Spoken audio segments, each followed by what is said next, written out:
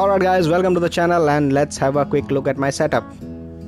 To show you guys my point of view, I'll be using GoPro Hero 7 Black. I'll be using Nikon D7000 DSLR with a 35mm 1.8G lens. Let's quickly mount this GoPro onto the DSLR so that you guys will be having a point of view what I'm shooting. Now let's get started with the experiments.